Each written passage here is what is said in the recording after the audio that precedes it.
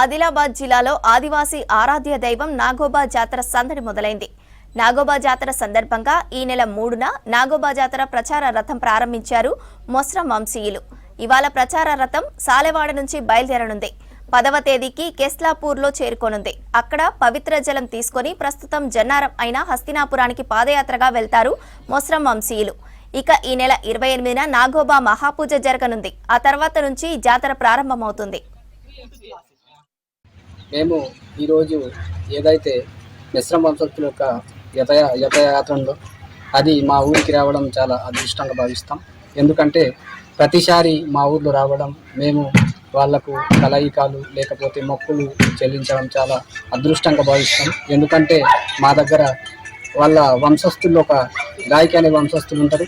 వాళ్ళ ఇంట్లోనే వాళ్ళు ముఖం చేస్తారు. కాబట్టి ప్రతి సంవత్సరం మా సాలెవాడ బీలో వచ్చి ఇక్కడ ముఖం చేయాలని మేము ఆ నాగదేవతను కోరుకుంటాం. మాకు సుఖ సంతోషాలు ఉండాలని, మా పాడి పంటలు బాగా పండాలని కోరుకుంటాం. ఎప్పటి నుంచో తరతరాల నుంచి ఆనవాయితీగా వస్తున్నటువంటి ఆచారాలను పాటిస్తూ మేము నిన్న మా ఊరిలో యాత్రాత్ర రావడం జరిగింది. దానికి వాళ్లకు మా నియమ నిష్ఠలతో పూజలు చేసి ఈరోజు మా ఊరి నుండి వాళ్ళను ఊరి పొలి మీద వాళ్ళను స్వాగతించి వాళ్ళను పంపేయడం జరిగింది. ప్రతిసారి మా ఊర్లో రావటం ఆనవాయితీగా వస్తుంది. అట్లాగే మేము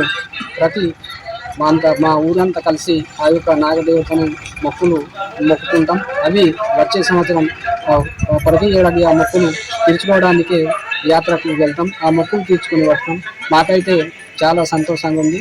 మా పంటలు కూడా బాగా పండుతాయని మాకు నమ్మకం ఉంది.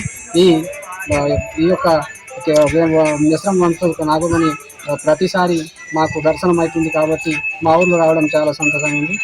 ఈరోజు నిన్న సాయంత్రము ఉట్నూరు మండల్ సాలెవాడ బీలో చికడ కట్టడ ప్రధాన్ వీళ్ళు మకం చేయటం జరిగింది.